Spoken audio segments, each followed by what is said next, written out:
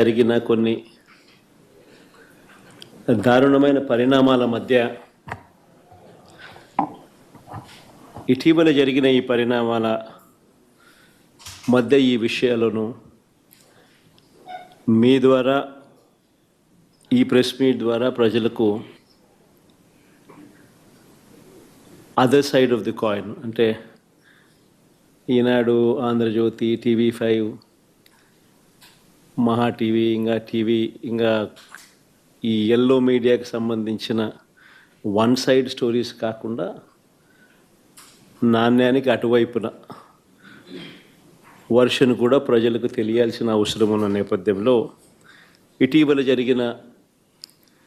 కొన్ని పరిణామాల మీద, దారుణమైన కొన్ని పరిణామాల మీద ఈ ప్రెస్ మీట్ ఈరోజు పెట్టడం జరుగుతూ ఉంది.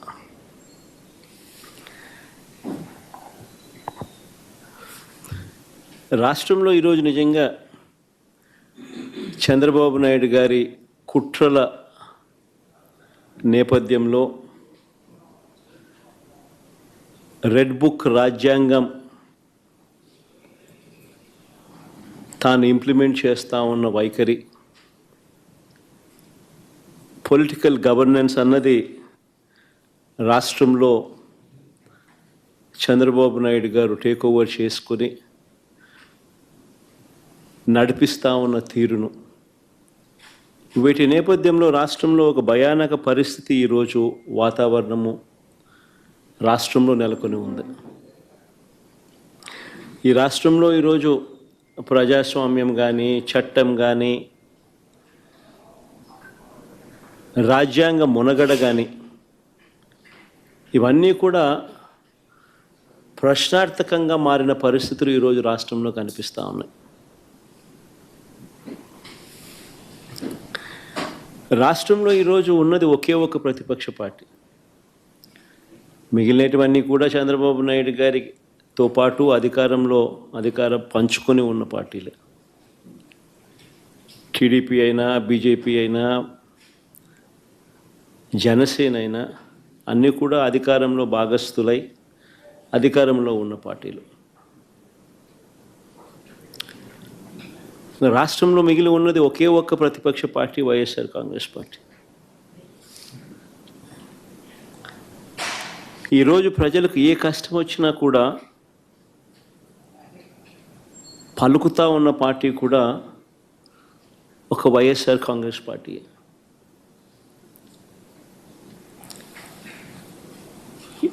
ఎవరికి ఏ కష్టం వచ్చినా,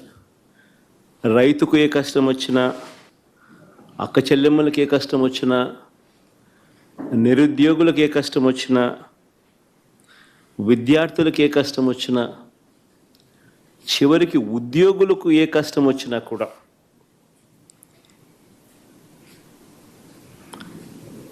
ఇదే కాక అధికారం కోసం చంద్రబాబు నాయుడు చేసిన మోసాలు, ఆయన సూపర్ 6, ఆయన సూపర్ 7 సహా 143 హామీలు తానిచ్చి అడ్డగోలుగా ప్రజలను మోసం చేసి అడ్డగోలుగా తాను పరిపాలన చేస్తూ ఉన్న ఈ సంవత్సర కాలంలో తన మోసాలను ఎండకడుతూ తనను ప్రశ్నిస్తూ ఉన్న పార్టీ కూడా ఒకే ఒక్క వైఎస్ఆర్ కాంగ్రెస్ పార్టీ మాత్రమే. ప్రజలకు తోడుగా నిలబడడం చేయాల్సిన ధర్మం కూడా ప్రతిపక్ష పార్టీదే. వైఎస్ఆర్ కాంగ్రెస్ పార్టీ ఒక్కటే ఇవన్నీ విషయాలలో కూడా ప్రజలకు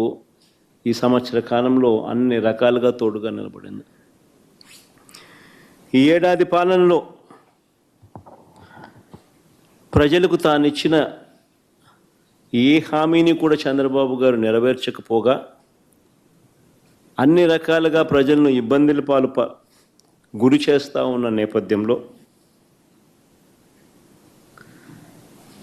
రైతులకు సంబంధించి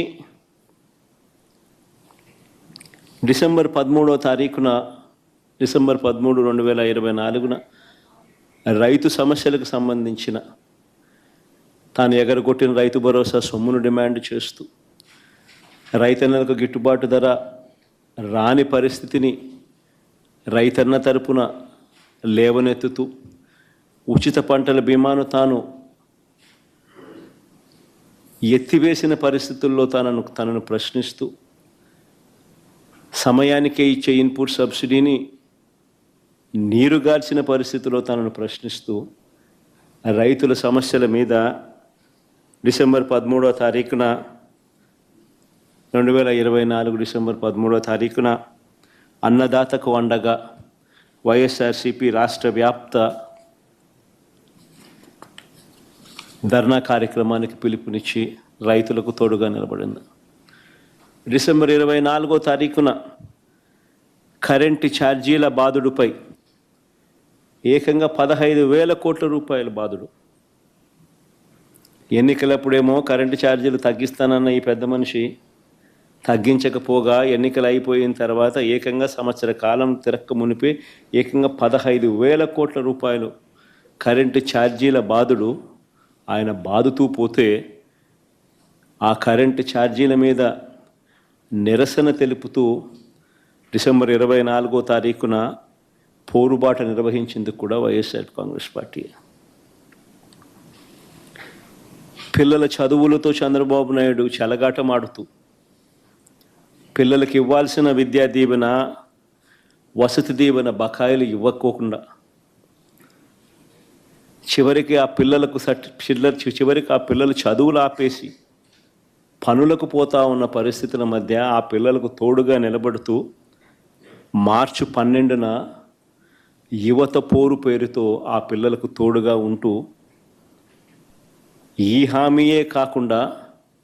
నిరుద్యోగ భృతి సంగతి ఏమిటి, సంవత్సరం గడిచిపోయింది, ఇస్తానన్నావు కదా 36,000 ప్రతి సంవత్సరం, దాని గతి ఏమిటి అని చెప్పి కూడా గట్టిగా నినదిస్తూ యువతకు తోడుగా ఉండి మార్చి 12వ తారీఖున యువత పోరు నిర్వహించాం. జూన్ 4వ తారీఖున రాష్ట్ర వ్యాప్తంగా చంద్రబాబుకు చేసిన మోసాలను నిలదీస్తూ వెన్నుపోటు దినం కార్యక్రమం ద్వారా ప్రతి అసెంబ్లీ నియోజకవర్గంలో కూడా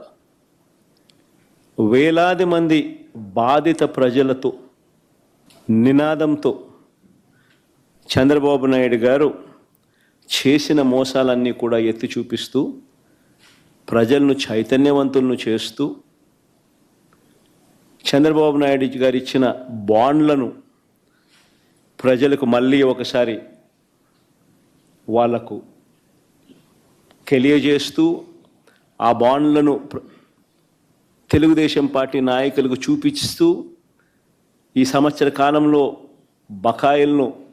సంవత్సర కాలంలో వీళ్ళకి ఇవ్వాల్సిన డబ్బులు ఎంత అని వాళ్ళే లెక్కేసుకుని చంద్రబాబు నాయుడు అడిగేట్టుగా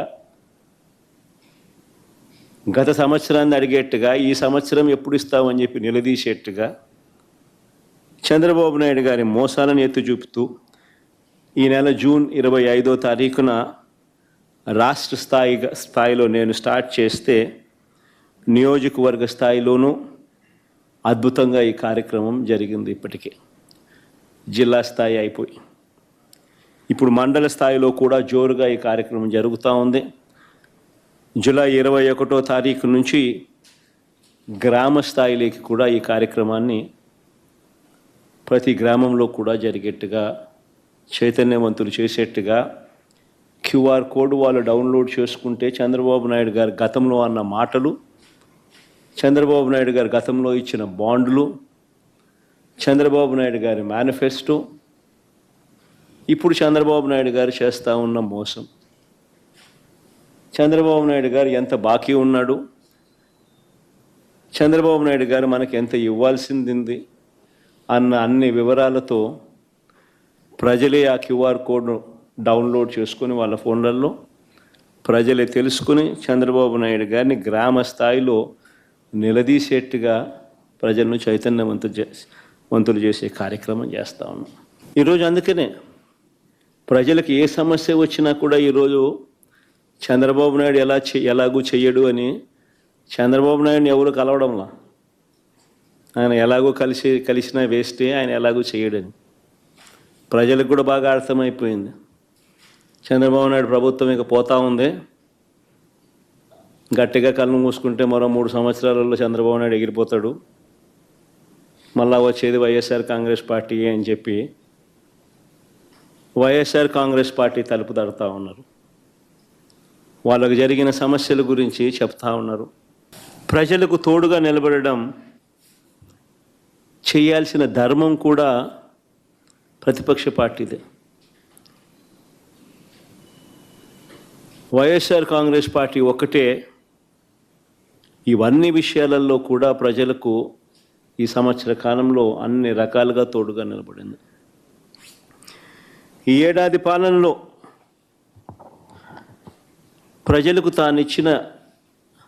ఏ హామీని కూడా చంద్రబాబు గారు నెరవేర్చకపోగా అన్ని రకాలుగా ప్రజలను ఇబ్బందుల పాలు గురి చేస్తూ ఉన్న నేపథ్యంలో రైతులకు సంబంధించి డిసెంబర్ 13, 2024 రైతు సమస్యలకు సంబంధించిన తాను ఎగరగొట్టిన రైతు భరోసా సొమ్మును డిమాండ్ చేస్తూ, రైతన్నలకు గిట్టుబాటు ధర రాని పరిస్థితిని రైతన్న తరపున లేవనెత్తుతూ, ఉచిత పంటల బీమాను తాను ఎత్తివేసిన పరిస్థితుల్లో తనను ప్రశ్నిస్తూ, సమయానికే ఇచ్చే ఇన్పుట్ సబ్సిడీని